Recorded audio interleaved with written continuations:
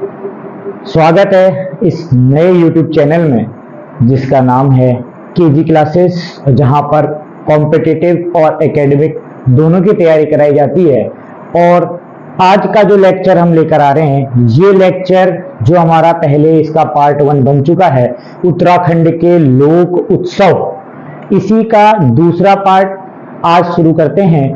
उत्तराखंड के लोक उत्सव में पहले पार्ट में हम पढ़ के आए थे आपके संक्रांति उत्सव। संक्रांति उत्सव कहने का मतलब ये है कि ऐसे उत्सव जो हिंदू कैलेंडर के हिसाब से हर महीने की पहली तारीख को मनाए जाते हैं, ऐसे त्योहार को आप संक्रांति उत्सव कहते हैं। और जो हमने हर तरीके के देख लिए थे, और इसमें हमने ये भी कहा था कि ये उत्सव जो है शीतकालीन अवसरों पर नहीं मनाए जाते, या जिस टाइम पर कृषि कार्य पहाड़ी जन क्षेत्र में चलता है, इस टाइम पर हम इन तरीके के उत्सवों को नहीं मनाते हैं। आज इसी सीरीज को आगे करते हैं, जो हमारी सीरीज चल रही है उत्तराखंड की लोक उत्सव वाली सीरीज। इस लोक उत्सव की सीरीज में आज हम जिन उत्सवों की चर्चा कर रहे हैं, वो उत्सव की कैटेगरी है संक्रांति उत्सव के बाद जो अगले उत्सव आते हैं, इन उत्सवों को बोला जाता है कृषिकोत्सव। क्या बोला जाता है? कृषिकोत्सव। यानी कि ऐसे उत्सव जो किसानों के द्वारा बनाए जाते हैं, कृषि कार्य से रिलेटेड ये उत्सव होते हैं, क्षेत्रीय उत्सव होते हैं। ऐसे उत्सवों को हम कैसे उत्सव बोलते हैं? कृषिकोत्सव बोलते हैं। तो कृषिकोत्सव कैसे बनाए जाते हैं, कौन मनाते हैं, कौन कौन से इंपॉर्टेंट कृषिकोत्सव हैं, इनकी तरफ चर्चा करते हैं। तो कृषिकोत्सव में सबसे पहला जो उत्सव मनाया जाता है, इस उत्सव को बोलते हैं नऊ समूह उत्सव। क्या बोला जाता है इसको? नऊ समूह उत्सव। किस क्षेत्र में मनाया जाता है? तो ये धारचूला जो पिथौरागढ़ का रीजन है, इस क्षेत्र में इस उत्सव को मनाते हैं। कहने का मतलब है कृषिकोत्सव में पहला उत्सव जो हम पढ़ने जा रहे हैं, उस उत्सव का नाम है नऊ समूह उत्सव, जो धारचूला पिथौरागढ़ में मनाया जाता है। इस उत्सव में क्या होता है, तो आपने देखा होगा कि जो खेत होते हैं उनमें कई बार कुछ ऐसे कीड़े होते हैं जो फसल को जो है नुकसान करते हैं, जिसकी वजह से बहुत सारे जो है हमें यूरिया या अलग अलग तरीके की खादों का यूज इसमें करना पड़ता है। तो एक मान्यता चलती थी पहले इस धारचूला पिथौरागढ़ के रीजन में कि अगर हम उन कीड़ों को, उन खेत के कीड़ों को इकट्ठा करके अगर किसी बकरी की सींग पर बांध दें और उसके बाद उस बकरी के सर को काट दिया जाए, तो उससे क्या होता है कि उस साल उस फसल में कीड़ा नहीं लगेगा। दोबारा समझना, नऊ समूह उत्सव की मान्यता क्या थी? नऊ समूह जो उत्सव है, इसकी मान्यता ये थी कि अगर हम अपने खेत के उन कीड़ों को इकट्ठा करके किसी बकरी के सींग पर बांध दें और फिर उस सिर को काट दिया जाए, बकरी के सिर को, तो उसके बाद बोला जाता था कि उस साल फसल जो है बहुत अच्छी होती थी, यानी कीड़ों से उसमें परेशानी नहीं होती थी। अब मान्यता सच थी कि मान्यता झूठ थी? क्योंकि मान्यता का मतलब ही ये होता है कि 50% सच और 50% झूठ। माइथोलॉजी यही कहती है। तो नऊ समूह उत्सव इसी उत्सव को बोलते हैं, जो धारचूला पिथौरागढ़ के रीजन में मनाया जाता था। दूसरा कृषकोत्सव में बिल्कुल सेम टू सेम नहीं कह सकते, कुछ हद तक ऐसा ही उत्सव हमें देखने को मिलता है, जिसको बोलते हैं मिलबू फेंकना। मिलबू फेंकना कहां पर बनाया जाता है? तो ये दारमा घाटी का जो क्षेत्र है, और ये दारमा घाटी कहां पर मिलेगी हमें? ये भी हमें पिथौरागढ़ में मिलेगी। यानी अधिकांशतः जो इंपॉर्टेंट कृषकोत्सव हम पढ़ते हैं, वो पिथौरागढ़ के रीजन पर ही देखने को मिलेंगे। जहां आपने देखा कि मिलबू फेंकना, मिलबू क्या होता है? तो आपने खेतों में देखे होंगे कि लोग घास का एक पुतला बनाकर खेतों पर लगा देते हैं, कि जिससे जो है जो चिड़िया हैं, जो अदर तरीके के जो अलग अलग तरीके के जो पक्षी हैं, वो किसी भी तरीके से उनकी फसलों को नुकसान ना करें, उनको लगे कि ये पुतला नहीं है, वास्तविक कोई इंसान खड़ा है। तो ऐसा ही एक मिलबू होता है। मिलबू में घास के पुतले बनाए जाते हैं। घास के पुतले बनाए जाने को ही मिलबू कहा जाता है, उन घास के पुतलों को ही मिलबू कहा जाता है। और उनको फेंकने की जो उत्सव होता है या प्रतियोगिता होती है, प्रतियोगिता तो नहीं कहेंगे, जो मिल्बू को बनाकर मिल्बू को जो फेंका जाता है, ये भी एक खुशी के रूप में मनाया जाता है। इससे भी बोला जाता है कि हमारी फसल जो है बहुत अच्छी होती है। किसानों की मान्यता थी, दारमा घाटी के किसानों की, जो पिथौरागढ़ का क्षेत्र है। और इस उत्सव को कैसे जानते हैं हम? मिल्बू फेंकना, यानी नऊ समूह में आप कीड़ों को इकट्ठा करेंगे, बकरी की सींग करवा देंगे, सिर काट देंगे। दूसरा मिल्बू फेंकना, घास के पुतले बनाए जाएंगे, फिर फेंका जाएगा। ये दोनों का एक ही रीजन था, एक ही मतलब निकलता है कि इससे उस क्षेत्र की या उस साल की हमारी फसल क्या रहेगी? अच्छी रहेगी। यानी कृषकोत्सव में दो उत्सव हमने देखे, नऊ समूह उत्सव और दूसरा कौन सा? मिल्बू फेंकना। तीसरा हो जाएगा इंपॉर्टेंट उत्सव में काउंट होता है, वैसे इंपॉर्टेंट वो भी हैं, इनको हम वेरी इंपॉर्टेंट कह सकते हैं। ये है आपका हिल यात्रा। हिल यात्रा कह लो, कोई दिक्कत नहीं। हिल यात्रा जो है ये मोस्ट इंपॉर्टेंट, बहुत बार यहां से क्वेश्चन बनता है हिल यात्रा से। ये हिल यात्रा उत्सव कहां मनाया जाता है? तो ये आपका कुमौड़, ये कहां पर है? तो ये भी पिथौरागढ़ में है, कुमौड़। और दूसरा क्षेत्र है बजेटी। ठीक, बजेटी जो है एंचोली से लगता हुआ क्षेत्र आपको देखने को मिलेगा। और ये भी कहां पर है? हमारा पिथौरागढ़ में। यानी हिल यात्रा जो किसानों का सबसे प्रमुख उत्सव है, ये इसी अब आने वाले महीना जो सितंबर का महीना आएगा, उस महीने में आपको ये उत्सव देखने को मिलेगा, जो कुमौड़ और बजेटी के क्षेत्र में आपको देखने को मिलेगा। और ये कुमौड़ और बजेटी कहां पर है? तो पिथौरागढ़ में है। इस हिल यात्रा से जो इंपॉर्टेंट क्वेश्चन बनते हैं, वो इंपॉर्टेंट क्वेश्चन ये है कि हिल यात्रा के समय पर कौन सा नृत्य किया जाता है? तो हिल यात्रा के समय पर हिरण चित्तल नृत्य मोस्ट इंपॉर्टेंट है। हिरण चित्तल नृत्य, या कई जगहों पर लिखा होगा मुखौटा नृत्य, क्योंकि जब आप रम्माल उत्सव पढ़ रहे होंगे तो वहां पर भी आप देखेंगे मुखौटा नृत्य होता है, और हिल यात्रा के टाइम पर भी मुखौटा नृत्य होता है। लेकिन इंपॉर्टेंट तरीके से किस नृत्य को हमें प्रेफरेंस देनी है? तो हिरण चित्तल नृत्य। हिल यात्रा के समय पर आपका हिरण चित्तल नृत्य किया जाता है।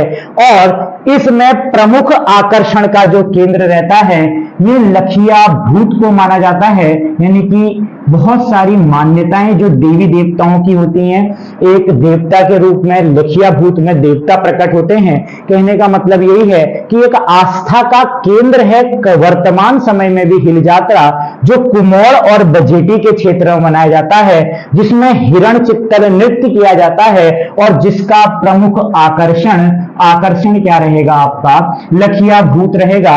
अब लखिया भूत अगर किसी ने नहीं देखा हो या इस हिल यात्रा के बारे में नहीं देखा हो, तो आपको YouTube में बहुत सारी ऐसी वीडियो मिल जाएंगी जो उस हिल यात्रा की प्रत्यक्षदर्शी बनेंगी आपके लिए। यानी कि आपको एक बार जरूर, अगर किसी ने नहीं देखा है तो ये हिल यात्रा को देखना चाहिए। और अभी आने वाले टाइम पर ये फिर से होने वाली है, हर साल ही होती है वैसे।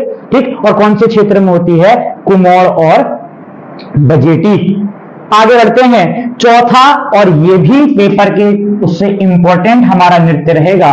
ये चौथे नंबर का जो हमारा नृत्य कह रहा हूं, सॉरी, उत्सव रहेगा। ये चौथे नंबर का जो उत्सव है, इस उत्सव को बोला जाता है खतड़वा उत्सव। क्या बोला जाता है इसको? खतड़वा उत्सव। खतड़वा उत्सव को क्या भी बोलते हैं? तो खतड़वा उत्सव को गाइत्यार, क्या बोला जाता है? गाइत्यार बोला जाता है। पर्टिकुलर क्षेत्र नहीं है कोई इसका। पशुओं की पूजा इसमें की जाती है, और पशुओं की पूजा उत्तराखंड में हर जगह पर करी जाती है। तो कोई पर्टिकुलर क्षेत्र नहीं है इसको पूजने का, इसको मनाने का। इसलिए खतड़वा उत्सव हम कह सकते हैं कुमाऊं के सभी रीजन पर लगभग मनाया जाता है। इसी को गाइत्यार कहा जाता है, और इसी में पशुओं की पूजा होती है। खतड़वा उत्सव की शुरुआत जो बताई जाती है, बोला जाता है कि एक चंद राजा था, चंद राजा का नाम था लक्ष्मीचंद, है ना। लक्ष्मीचंद को इतिहास में आपने लखुली बिराली के नाम से पढ़ा होगा, वो नाम भी इसी खतड़वा से संबंधित है। तो एक गढ़वाल का राजा मानसिंह था, और पवारों का राजा, और चंद राजाओं में लक्ष्मी चंद राजा था। और जब लक्ष्मी चंद को पता चला कि मान सिंह बहुत सारे स्वर्ण कलश, लगभग 1000 की संख्या में स्वर्ण कलश थे, ये तिब्बत से जीत कर लाया है, तो एक मन में लालच था कि कैसे भी मैं उन स्वर्ण कलश को प्राप्त करूं। और वो लक्ष्मी चंद उस लालच में गढ़वाल के राजा मान सिंह पर लगातार आक्रमण करता रहा, एक के बाद एक। हर आक्रमण उसका विफल रहा, और एक आखिरी आक्रमण उसका जो 7वां या 8वां आक्रमण होता है, उसमें वो एक मानसा के एक सेनापति होता है, सेनापति का नाम क्या है, खतड़ सिंह। इसको मारकर अपने राज्य में एक अफवाह फैलाता है कि मैंने मान सिंह को मारा है, लेकिन जो सिपाही उसके आसपास के होते हैं वो सच्चाई बताते हैं कि मान सिंह नहीं मरा है, इस लक्ष्मी चंद ने उसके सेनापति खतड़ सिंह को मारा है। और वहीं से खतड़ सिंह को मारने की खुशी में, या लक्ष्मी चंद इतनी हार के बाद जो युद्ध जीता था, उस जीत की खुशी में कुमाऊं में एक त्योहार की शुरुआत की गई। उस त्योहार का नाम क्या है, खतड़वा, जिसे गाय त्यार भी आप कहते हैं। मान्यताएं अलग अलग हैं, स्पष्टीकरण क्या है ये किसी को भी नहीं पता है। तो कृषकोत्सव में इंपॉर्टेंट तरीके से इतने ही उत्सवों को पढ़ाया जाता है, जिसमें एक उत्सव हम पहले पढ़ चुके थे, नवु समूह। ठीक, इतने ही उत्सव हमने पढ़ने हैं, नवु समूह, मिलबू फेंकना, हिल जात्रा और खतड़वा। ठीक, ये प्रमुख कृषकोत्सव में काउंट होते हैं। तो मेरे हिसाब से कृषकोत्सव आपको समझ में आया होगा। आगे बढ़ते हैं, अब पाषाण उत्सव की बात करते हैं, या पाषाण युद्ध की बात करते हैं, जिन पर कुछ मेलों का भी आयोजन किया जाता है, जो भी उत्तराखंड की सांस्कृतिक दृष्टि से बहुत ज्यादा महत्वपूर्ण है। इस कैटेगरी को हम पढ़ेंगे बग्वाल की कैटेगरी।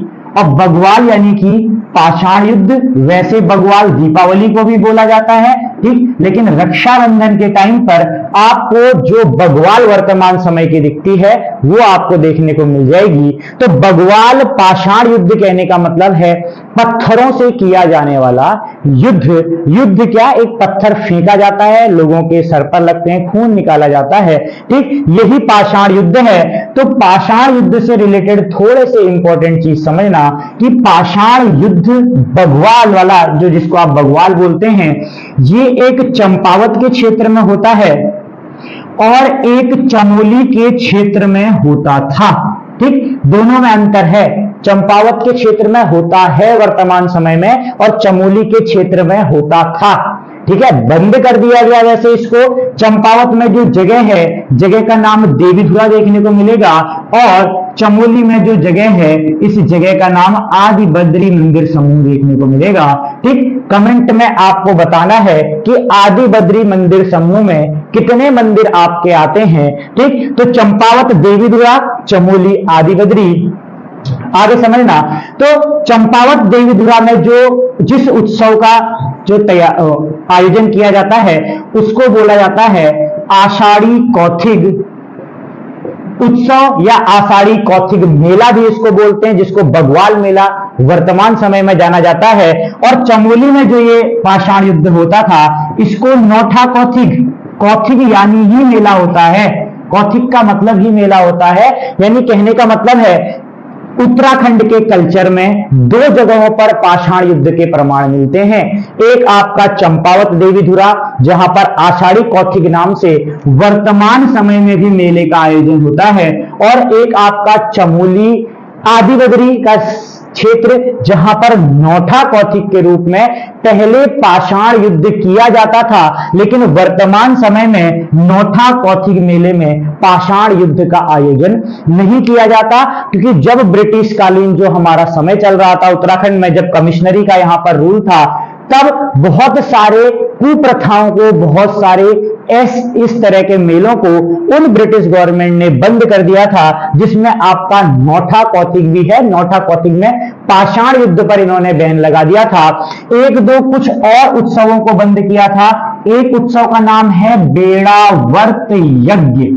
ठीक, उत्सव का नाम क्या है, बेड़ावर्त यज्ञ, जो कौन से क्षेत्र में किया जाता था, उत्तरकाशी में मनाया जाने वाला बेड़ावर्त यज्ञ जो उत्तरकाशी में मनाया जाता था।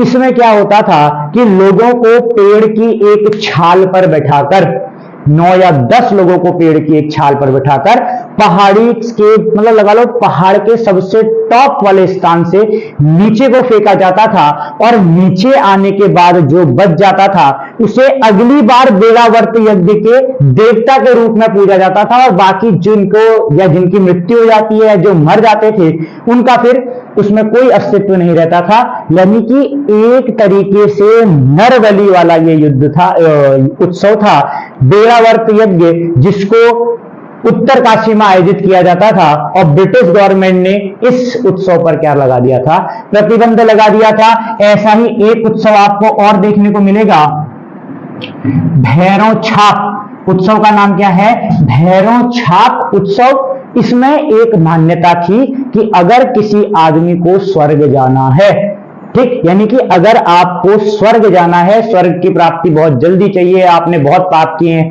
अब आपको लगता है कि यहां तो अब कुछ नहीं होने वाला, अब स्वर्ग चलते हैं, तो कौन सा उत्सव मना लो, भैरव छाप। भैरव छाप का क्या कहना था, पहाड़ की चोटी पर जाओ, वहां से छलांग लगा दो, मर जाओ और आप सीधे कहां जाओगे, स्वर्ग में जाओगे। यानी कि एक अंधविश्वास टाइप का था कि अगर हम पहाड़ की चोटी से कूदते हैं, सुसाइड करते हैं, तो हमें क्या मिलेगा, स्वर्ग मिलेगा। इसको क्या कहते थे हम लोग, भैरव छाप। और ऐसा ही एक यज्ञ था हमारा, एक उत्सव था हमारा बेड़ावर्त उत्सव या बेड़ावर्त यज्ञ, जो उत्तर काशी के क्षेत्र में किया जाता था। इन दोनों पर ब्रिटिश गवर्नमेंट ने प्रतिबंध लगा दिया था।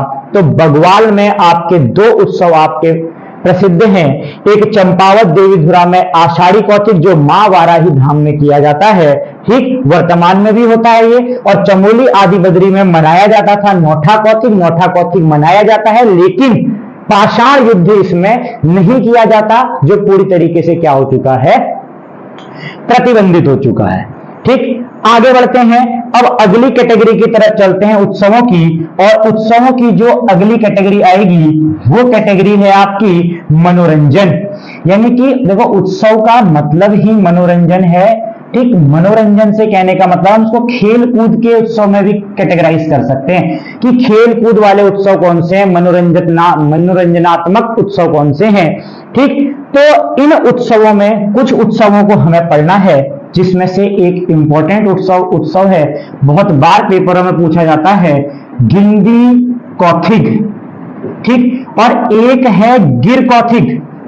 ध्यान से समझना, दो उत्सव हैं आपके, एक गिंदी कौथिग और एक आपका गिर कौथिग। कंफ्यूज करते हैं, गिंदी कौथिग किस क्षेत्र में मनाया जाता है, तो गिंदी कौथिग पौड़ी गढ़वाल में मनाया जाता है, और गिर कौथिग आपका अल्मोड़ा क्षेत्र में मनाया जाता है। दोबारा समझ लेना, मनोरंजनात्मक उत्सव में तीसरा भी अगर आप पढ़ना चाहें तो दंगल, जिसे आप दंगल भी बोलते हैं, कुश्ती, ये दंगल भी उत्तराखंड में होता था, और किस क्षेत्र में होता था, ये प्रमुख रूप से पौड़ी गढ़वाल में। इसको भी हम खेलकूद की कैटेगरी में रख सकते हैं, लेकिन इंपॉर्टेंट तरीके से गिंदी कौथिग पौड़ी गढ़वाल, गिर कौथिग अल्मोड़ा, ठीक।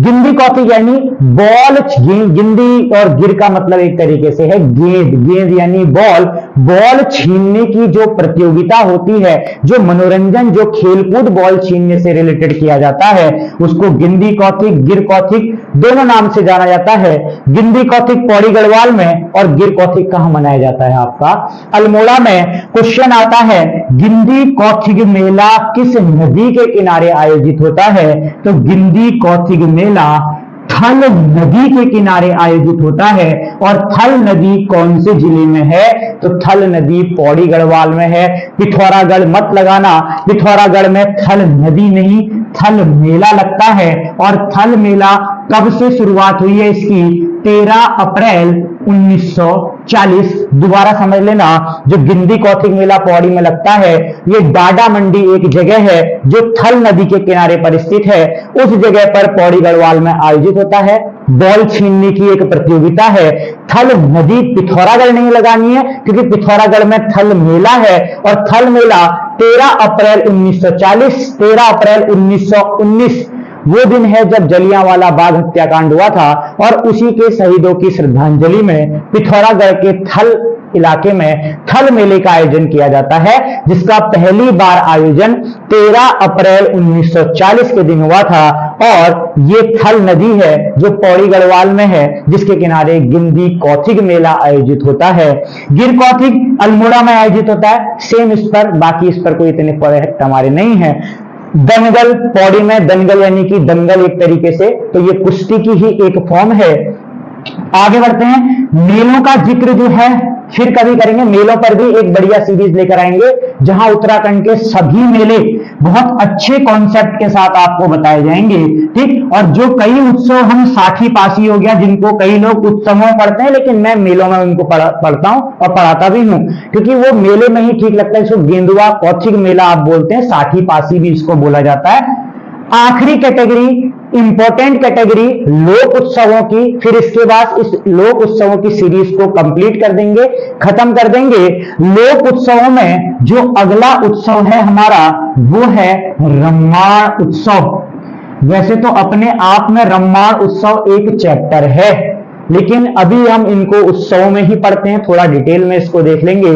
रम्माण उत्सव क्यों प्रसिद्ध है, पहले तो कहां मनाया जाता है, चमोली के सलूड़ गांव में, ठीक। चमोली में एक गांव है सलूड़ गांव, जहां पर रम्माण उत्सव को मनाया जाता है। रम्माण उत्सव क्यों फेमस है, क्योंकि यूनेस्को जो एक इंटरनेशनल ऑर्गेनाइजेशन है, इस यूनेस्को ने इस रम्माण उत्सव को 2 अक्टूबर 2009 को यूनेस्को की विश्व धरोहर सूची, दोबारा समझ लेना बहुत इंपॉर्टेंट क्वेश्चन है, कि रम्माण उत्सव को यूनेस्को की विश्व धरोहर सूची में कब शामिल किया गया, तो 2 अक्टूबर 2009 को सलूड़ गांव में मनाया जाने वाला ये रम्माण उत्सव आपके यूनेस्को की विश्व धरोहर सूची में शामिल हो गया, क्योंकि इसमें रामायण के बहुत, रम्माण यानी रामायण है ना, रामायण के बहुत ही सुंदर जो हमारे दृश्य हुए थे उस टाइम के, उनको नए तरीके से, आधुनिक तरीके से, बिना किसी डायलॉग के बहुत अच्छी तरीके से चित्रण किया जाता है। वो भी किसकी मदद से, मुखौटा पहनकर इस नृत्य को किया जाता है, इस उत्सव को मनाया जाता है। इसीलिए क्वेश्चन आता है कि रम्माण उत्सव के दौरान किया जाने वाला नृत्य कौन सा है, तो मुखौटा नृत्य है। और ये एक प्रकार का कैसा उत्सव है, तो एक संवादहीन उत्सव इसे माना गया है, क्योंकि इसमें कोई डायलॉग नहीं बोला जाता, एक तरीके से बिना डायलॉग के सिर्फ एक्शन के थ्रू जो है बहुत शानदार ये नृत्य उत्सव मनाया जाता है, जिसमें मुखौटा नृत्य किया जाता है। और ये मुखौटे भी आजकल के मुखौटे नहीं हैं, ये मुखौटे आज से 200-300 साल पुराने जो पेड़ हमारे वहां लगे थे उनकी लकड़ियों से बने हुए हैं, वो शायद लकड़ियां भी अब विलुप्त हो चुकी हैं। तो एक तरीके से सांस्कृतिक दृष्टि से तो बहुत इंपॉर्टेंट है, इसलिए यूनेस्को ने इसे 2 अक्टूबर 2009 में अपनी विश्व विरासत सूची या विश्व धरोहर सूची में रख दिया है, जिसमें मुखौटा नृत्य किया जाता है। इसको यह पहचान दिलाने का काम किसने किया, इसको राष्ट्रीय स्तर पर, अंतर्राष्ट्रीय स्तर पर इस रम्माण उत्सव को ले जाने का कार्य किसने किया, तो उस आदमी का नाम है कुशाल सिंह भंडारी। इंपॉर्टेंट क्वेश्चन बन सकता है, उत्तराखंड पीएससी और उत्तराखंड ट्रिपल एससी, जो यूके पीएससी और यूके ट्रिपल एससी आपकी संस्थाएं हैं, क्वेश्चन पूछ सकती हैं कि इस उत्सव को राष्ट्रीय पहचान या अंतर्राष्ट्रीय पहचान दिलाने में किसका महत्वपूर्ण योगदान है, तो वो कुशाल सिंह भंडारी का योगदान है, जिनकी वजह से इस रम्माण उत्सव को ये पहचान मिल चुकी है, ठीक। अब रम्माण उत्सव में बहुत सारी चीजें होती हैं, इंपॉर्टेंट चीजें आपने देख ली कि इस दिन विश्व विरासत सूची में शामिल किया गया, मुखौटा नृत्य किया जाता है, संवादहीन क्या होता है, ये उत्सव मनाया जाता है। इसके अलावा इस पर क्या पॉइंट बन सकते हैं, वैसे 18 इसमें दमाऊ बजाने वाले होते हैं, 12 आपके जो हैं वाद्य यंत्र बजाने वाले, अलग अलग तरीके के, ठीक। बहुत सारी कैटेगरी है, लेकिन इतनी डिटेल में हमें इसमें नहीं जाना है, सिर्फ इंपॉर्टेंट फैक्ट पर जाते हैं। एक उत्सव या कह लो कुछ तरीके के नृत्य किए जाते हैं, जिसमें एक नृत्य है माल मल्ल नृत्य। कौन सा नृत्य, माल मल्ल नृत्य। एक नृत्य है बुढ़िया, बुढ़िया वाला बुढ़िया नहीं है, बुढ़िया बोल सकते हैं इसको, बुढ़िया बुढ़ियन नृत्य, ठीक। तीसरा है म्यूर, म्यूरेण नृत्य। और चौथा है आपका कुरु जोगी नृत्य। यहां से क्वेश्चन बनता है, अगर पीसीएस की आप तैयारी कर रहे हैं उत्तराखंड पीएससी की, और उत्तराखंड के जो सब्जेक्ट है उसमें रम्माण से यहां से क्वेश्चन बनते हैं। क्वेश्चन क्या है पहले देख लो, नृत्य क्या क्या है। रम्माण में मुखौटा नृत्य के भी बहुत सारे प्रकार हैं, यानी मुखौटा पहना तो नृत्य करने लग गए, है ना। तो मुखौटा नृत्य में भी इंपॉर्टेंट प्रकार हैं, मालमल्ल नृत्य, बुढ़िया बुढ़िया नृत्य, न्यूर नृत्य और कुरु जोगी नृत्य। ये इस नृत्य के भी आकर्षण होते हैं, मुखौटा नृत्य के भी प्रमुख आकर्षण में ये काउंट होते हैं। अब होता क्या है, जो मालमल्ल नृत्य है ये गोरखाओं के आक्रमण का मंचन करता है। यानी कि आपको पता है कि कुमाऊं में गोरखाओं का भी राज हुआ था। कुमाऊं में 1790 में गोरखाओं का आक्रमण हुआ था और 1804 से गढ़वाल के रीजन पर भी गोरखाओं ने अपना राज किया। 1815 तक इन्होंने उत्तराखंड में शासन किया। इसके बाद ब्रिटिश शासन उत्तराखंड में आ जाता है। तो मालमल्ल नृत्य उन्हीं गोरखाओं के आक्रमण को बताता है, क्योंकि उत्तराखंड में सबसे अत्याचारी शासन जिन लोगों का माना गया है वो गोरखाओं का माना गया है। और एक क्वेश्चन पूछा जाता है कि गोरखाओं के अत्याचारी शासन को क्या कहते हैं, तो गोरखाओं के अत्याचारी शासन को गोरख्याली कहा जाता है। बहुत ही अत्याचारी शासन था। अभी आप देखेंगे कि जितने हमारे 1857 की क्रांति पढ़ोगे आप, उत्तराखंड पर कोई प्रभाव नहीं पड़ा। रीजन क्या था कि लोग अंग्रेजों की जो लोकतांत्रिक तो नहीं कह सकते, लेकिन राजतंत्र भी नहीं कह सकते उसको, उस प्रणाली से बहुत ज्यादा खुश थे। और गोरखाओं में तो ऐसा सिस्टम था कि जो जुडिशरी थी, जो न्यायपालिका थी, वो एक सबसे निचले तबके के अधिकारी के पास थी, यानी एक ग्रुप डी के आदमी के पास उस समय की न्याय व्यवस्था थी। अब सोचो न्याय कैसा होता होगा। तो बाकी चीज गोरखा जब पढ़ेंगे तब स्टार्ट करेंगे। फिलहाल मालमल्ल नृत्य किसको दिखाता है, तो गोरखाओं के आक्रमण का मंचन करता है। बुढ़िया बुढ़िया नृत्य, हुड़िया सुने होंगे, हुड़िये लोग तिब्बत के लोगों को कहा जाता है। तो बुढ़िया बुढ़ियन वहीं से आपको याद करना है, तिब्बत के दौरान या तिब्बत में व्यापार के दौरान जिन कष्टों का, ठीक है, व्यापार के दौरान कष्टों का मंचन, कहने का मतलब है आपको पता है एक जनजाति है भोटिया जनजाति, जो प्रमुख रूप से तिब्बत के क्षेत्र में व्यापार के लिए जानी जाती थी। ठीक, इस तिब्बत को व्यापार करने में, इस तिब्बत से व्यापार करने में जिन जिन कष्टों का सामना करना पड़ता था उनका मंचन भी इस रम्माण उत्सव में कराया जाता है। और जो मुखौटा पहनकर नृत्य करते हैं उस नृत्य को बोला जाता है बुढ़िया बुढ़ियन नृत्य। तीसरा न्यूर नृत्य। न्यूर नृत्य क्या है कि पहाड़ी जनजीवन में महिलाओं को जो कष्ट होता है या महिलाओं का जो कष्ट है, इस महिलाओं के कष्ट का मंचन एक बहुत ही मार्मिक मंचन न्यूर नृत्य के थ्रू किया जाता है। ये भी किस उत्सव में होता है, हमारा रम्माण उत्सव में। कुरु जोगी नृत्य, एक घास होती है कुरु, कुरु क्या होती है, घास होती है जो आपने भी देखी होगी, जो फेंकते हैं तो कपड़ों पर चिपक जाती है। ठीक, वो एक तरीके का हास्य नृत्य है। इसमें जो मुखौटा पहनकर जो आपके नर्तक होते हैं वो ऐसी ही कुरु घास को लाए होते हैं और कुछ ऐसा मंचन करते हैं जिसमें कुरु घास फेंकी जाती है जो कपड़ों पर चिपकती है, और एक हास्यात्मक नृत्य इसे माना जाता है कुरु जोगी नृत्य को। तो अभी हमने क्या इंपॉर्टेंट चीज पढ़ी, हमने पढ़ा कि रम्माण उत्सव में जो मुखौटा नृत्य किया जाता है, इस मुखौटा नृत्य के भी प्रमुख आकर्षण होते हैं, जिसमें पहला होता है मालमल्ल नृत्य, जो गोरखाओं के आक्रमण का मंचन होता है कि कुमाऊं और गढ़वाल के क्षेत्र में जो गोरखाओं का आक्रमण हुआ था वो कितना क्रूर था, कितना निर्दयी था।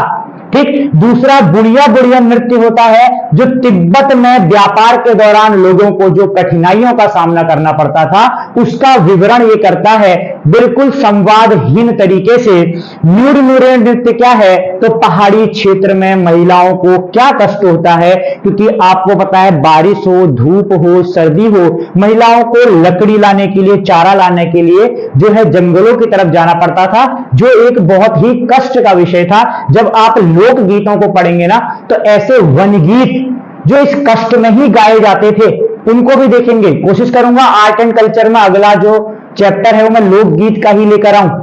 ठीक, अगर लोकगीत का आप चैप्टर चाहते हैं तो कमेंट कर देना। ठीक, और तीसरा कुरुजोगी नृत्य। कुरुजोगी नृत्य वो नृत्य है जिसमें कुरु जो घास होती है ये एक दूसरे पर फेंकी जाती है, एक तरीके का हास्यात्मक ये नृत्य होता है। तो यही पूरा रम्माण उत्सव है। कुशाल सिंह भंडारी ने इसको पहचान दी। 2 अक्टूबर 2009 को यूनेस्को की विश्व धरोहर सूची में शामिल किया गया। फिलहाल आज उत्सवों की इस सीरीज को हम यहीं पर खत्म करते हैं। अब उत्तराखंड में एक नए चैप्टर की शुरुआत करेंगे और फिलहाल आज की इस वीडियो में इतना ही। धन्यवाद।